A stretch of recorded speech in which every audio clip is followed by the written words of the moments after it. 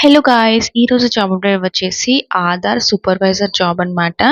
So, ఈ జాబ్‌కైతే మనకి 12థ్ pass అయితే చాలు. సో, వీడియో డీటెయిల్స్‌లోకి వెళ్ళే ముందు నా ఛానల్‌ని సబ్స్క్రైబ్, లైక్ అండ్ షేర్ చేయండి. సో, వీడియో అనేది ఇంకొకరికి ఉపయోగపడొచ్చు. Hello guys! ఈరోజు కూడా నేను ఒక మంచి జాబ్ ఆపర్చునిటీతో మీ ముందుకు వచ్చేసాను.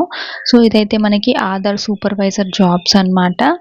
సో, ఇలా మనకి ఫుల్ టైమ్ జాబ్ అనమాట. ఇక్కడ మనకి స్టేట్ వైస్ అయితే అండ్ డిస్ట్రిక్ట్ వైస్ ఇలా పొజిషన్స్ ఎన్ని వేకెన్సీస్ అనేవి ఉన్నాయి, last date and starting date ఎలా అప్లై చేయాలి అనేది కూడా ఇన్ డీటెయిల్‌గా అయితే ఎక్స్‌ప్లెయిన్ చేస్తాను. సో, ఇక్కడ మనకి స్టేట్ వైస్ అయితే మహారాష్ట్రలో ఉంది, మధ్యప్రదేశ్, ఛత్తీస్‌గఢ్, బీహార్, ఉత్తరప్రదేశ్, కర్ణాటక. సో, ఇలా మనకి సెపరేట్ స్టేట్ వాళ్ళకి సెపరేట్ వేకెన్సీస్ అయితే ఉన్నాయి. సో, మీరు ఏ స్టేట్‌కి అప్లై చేయాలనుకున్నారో ఆ స్టేట్‌కి అయితే అప్లై అయితే చేసుకోవచ్చు. సో, ఇలా కిందికి స్క్రోల్ చేయగానే మనకి 23rd నంబర్‌లో తెలంగాణ ఉంది. తెలంగాణ, ఆంధ్రప్రదేశ్‌కి ఎన్ని వేకెన్సీస్ ఉన్నాయో అనేది కూడా క్లియర్‌గా ఎక్స్‌ప్లెయిన్ చేస్తాను. ఫస్ట్ మనం తెలంగాణలోకి చూసుకుంటే 4 వేకెన్సీస్ అనేవి ఉన్నాయి. సో, మనకి ఎప్పుడు పబ్లిష్ చేశారంటే 21 జూలై 2026 రోజు పబ్లిష్ చేశారు. And start date. So, end date వచ్చేసి మనకి 21 ఆగస్ట్ 2026. సో, మాక్సిమం మనకి 1 మంత్ వరకు టైం అయితే ఉంది. సో, ఇక్కడ మనకి తెలంగాణకైతే మనకి 4 వేకెన్సీస్ అనేవి ఉన్నాయి. ఇప్పుడు మనం ఆంధ్రప్రదేశ్‌కి చూసుకుంటే మాత్రం సో, ఆంధ్రప్రదేశ్‌లో అయితే మనకి టోటల్ 10 వేకెన్సీస్ అనేవి ఉన్నాయి. ఆధార్ సూపర్వైజర్ ఆపరేటర్ అనమాట. సో, దీనికి పబ్లిష్ డేట్ వచ్చేసి 28 జూలై 2026 అండ్ లాస్ట్ డేట్ వచ్చేసి 18th ఆగస్ట్ 2026 అనమాట.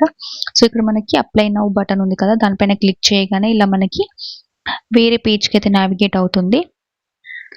సో, ఇదైతే కంప్లీట్‌లీ కాంట్రాక్ట్ బేసిస్ అనమాట. ఫర్ పీరియడ్ ఆఫ్ 1 ఇయర్ అని కూడా మెన్షన్ చేశారు.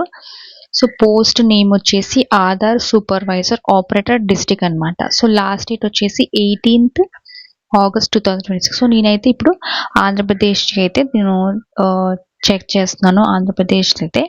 సో, ఆంధ్రప్రదేశ్‌లో మనకి ఎన్ని వేకెన్సీస్ ఉన్నాయి, డిస్ట్రిక్ట్ వైస్ ఎన్ని ఉన్నాయి అనేది కూడా ఇక్కడ క్లియర్‌గా మెన్షన్ చేశారు. So, total number of vacancies వచ్చేసి ఏలూరులో 1 ఉంది, కృష్ణాలో 2 ఉన్నాయి, అండ్ విశాఖపట్నంలో 2 ఉంది, అండ్ వైఎస్ఆర్‌లో 1, తిరుపతిలో 1, అండ్ ప్రకాశంలో 1, గుంటూరులో 2 అయితే ఉన్నాయి.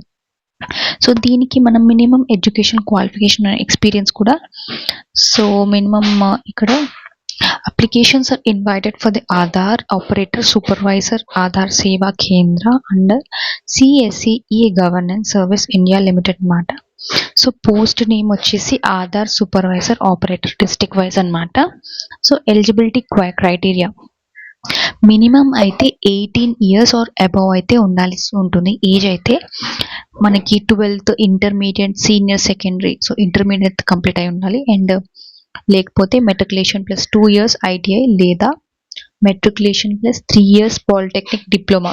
సో, ఈ విధంగా మనం గ్రాడ్యుయేషన్ కంప్లీట్ అయి ఉన్నా పర్లేదు, లేకపోతే 12th ఇంటర్మీడియట్ కంప్లీట్ అయినా కూడా పర్లేదు. సో, మనకి క్యాండిడేట్‌కి అయితే మనకి ఎవరైతే అప్లై చేస్తున్నారో వాళ్ళకి compulsory should have Aadhaar Operator Supervisor certificate issued by testing and certifying agency authorized by UIDAI for delivering Aadhaar service. So, మనకి కంపల్సరీ సర్టిఫికేట్ అనేది ఉండాలి టెస్టింగ్ సర్టిఫైయింగ్ ఏజెన్సీ దగ్గర నుంచి. సో, బేసిక్ కంప్యూటర్ స్కిల్స్ కూడా ఉండాల్సి ఉంటుంది. అండ్ నెక్స్ట్ వచ్చేసి ఇంకా టర్మ్స్ అండ్ కండిషన్స్.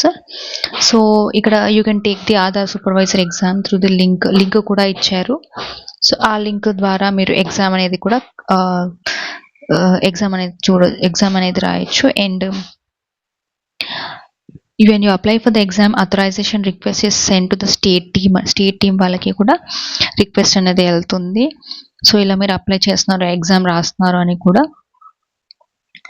సో, ఒకసారైతే చూసి VLES are not eligible for applying position.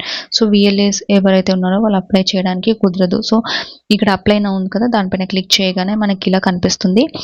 Name of the post Aadhaar. So, me name అయితే ఇవ్వాలి, mobile number, email, pan, date of birth, state, district, highest qualification and total experience, A state అయితే ఏ state. So, ఇలా మనకి file resume కూడా చేయాల్సి ఉంటుంది. And Aadhaar supervisor certificate అన్నమాట. And gender. So, ఇలా క్యాప్చర్ ఎంటర్ చేసి సబ్మిట్ చేస్తే మీరు ఈ